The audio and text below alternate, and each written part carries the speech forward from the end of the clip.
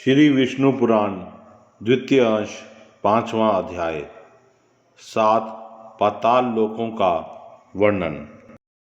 श्री प्राशर जी बोले, हे द्विज, मैंने तुमसे यह पृथ्वी का विस्तार कहा, उसकी ऊंचाई भी 70 सहस्त्र योजन कही जाती है।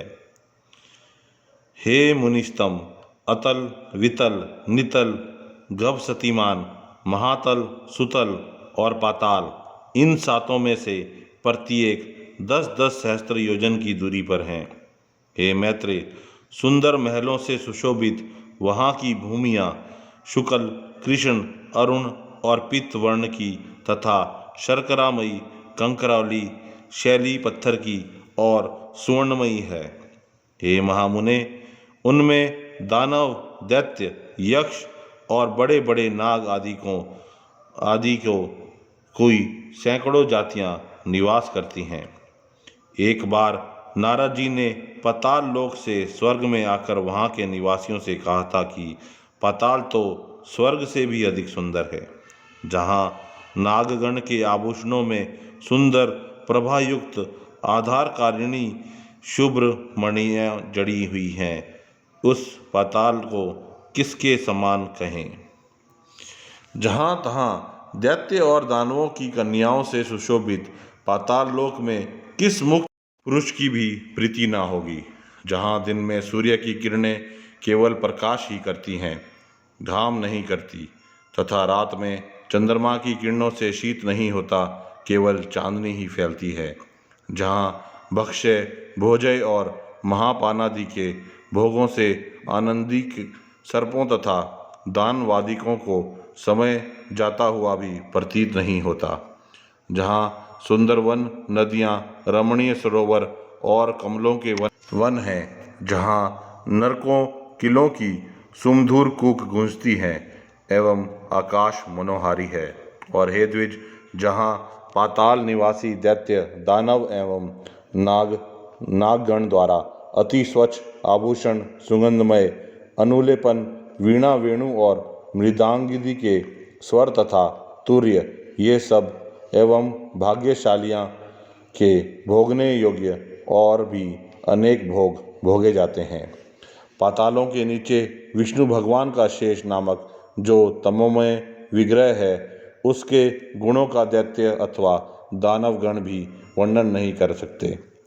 जिन देवऋषि पूजित देवता सिद्धगण अनंत कहकर बखान करते हैं, वे अति निर्मल, स्पष्ट स्वस्तिक चिन्हों से विशुभित तथा सहस्त्र सिर वाले हैं, जो अपने फणों की सहस्त्र मणियों से संपूर्ण दिशाओं को देदीयमान करते हुए संसार के कल्याण के लिए समस्त असुरों को वीर्यहीन करते रहते हैं।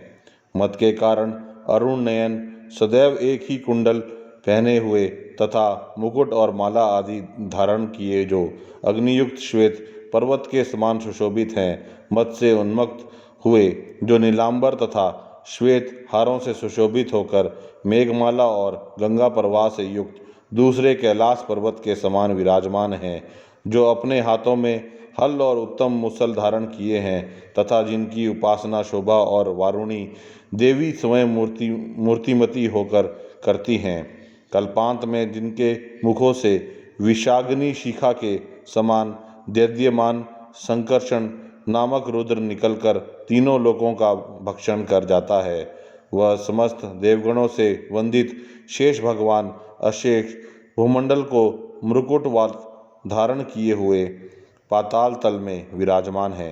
उनका बल, वीर्य, प्रभाव, स्वरूप, तत्व और रूप आकार देवताओं से भी नहीं जाना और कहा जा सकता। जिनके फणों की मणियों की आभा से अरुण वर्ण हुई यह समस्त पृथ्वी की फूलों की माला के समान रखी हुई है, उनके बल वीर्य का वर्णन भला कौन करेगा? जिस समय मदमत्तन्य शेष जी जमुहाई लेते हुए उस समय समुद्र और वन आदि के सहित यह संपूर्ण पृथ्वी चलायमान हो जाती है।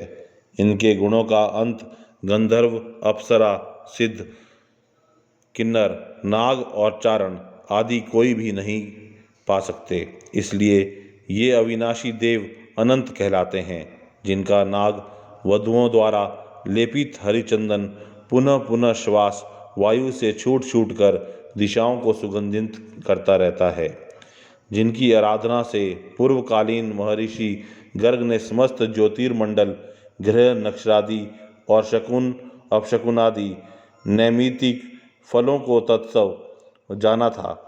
उन नागश्रेष्ठ शेष जी ने इस पृथ्वी को अपने मस्तक पर धारण किया हुआ है, जो स्वयं भी देव, असुर और मनुष्यों के सहित संपूर्ण लोकमाला पातालादि समस्त लोकों को धारण किए हुए हैं।